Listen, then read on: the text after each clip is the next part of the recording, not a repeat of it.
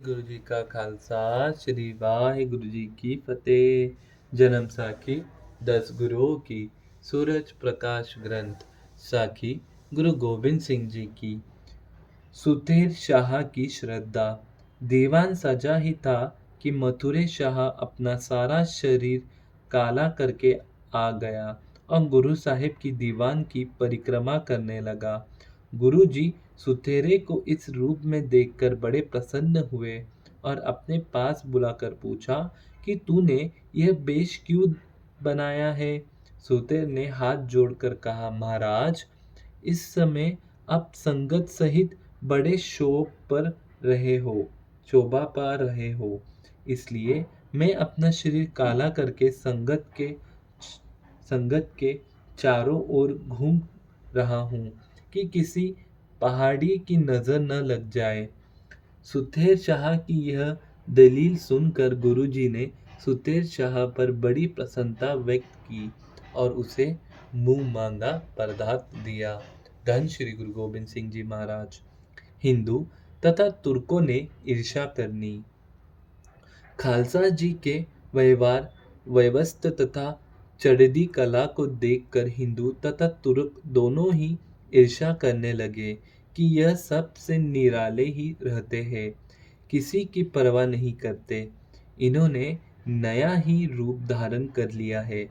सिर पर केश तथा मुंह पर दाढ़ी मूछें रखकर शेर लगते हैं, शस्त्र पहनते और घोड़ी की सवारी करते हैं, किसी का दबदबा नहीं मानते, रात दिन अपने गुरु का कलाम पढ़ते रहते हैं। जब इस बात का गुरुजी को पता चला तो आप जी ने हंसकर फरमाया, यह खालसा पंथ हिंदू तुर्कों दोनों की आंखों में तिनके की तरह अटकता है। अब यह तिनका इनकी आंखों में से निकल नहीं सकता।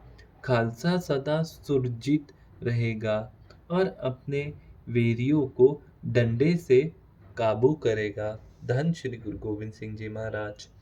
भंडों ने मसंदों की नकल करनी। एक दिन गुरुजी के दीवान के समय एक भंडों की एक टुकड़ी आई। उन्होंने प्रार्थना की कि महाराज, यदि हुक्म करो तो हम मसंदों की नकल करके तुम्हें दिखाएं। जब गुरुजी ने आज्ञा दी तो एक भंड ने मसंद को भेष धारण कर लिया, गले में बड़ा सा चोला डाल लिया, एक वेश्या को अपने साथ लेकर और घोड़ी पर चढ़कर दो नौकरों सहित कार भेंट लेने एक सिख के घर चला गया। सिख ने अपनी बहू की नथुनी बेचकर मसंद की मर्जी के अनुसार जब मांस शराब भेंट की तो उसने वेश्या के साथ बैठकर खाना खाया। बाद में जब सिख ने 1 रुपया माथा टेका तो मसंद ने रुपए फेंक दिए और सिख को गाली निकालता हुआ वेश्या को साथ लेकर डेरे पर चला गया। इस तरह की नकलें देखकर गुस्से से सद्गुरु जी के नेत्र लाल हो गए। सद्गुरु जी ने सब मसंदों को हुक्मनामे भेजा कर आनंदपुर बुला लिया। हुक्मनामे पढ़कर सारे समंग गुरुजी के पास आ गए और जिन्होंने शरण ग्रहण करके माफी मांग ली तथा उनको गुरुजी ने माफ कर दिया। आगे से सिखों की कार भेंट लेने से सबको मना कर दिया। धन गुरु नानक।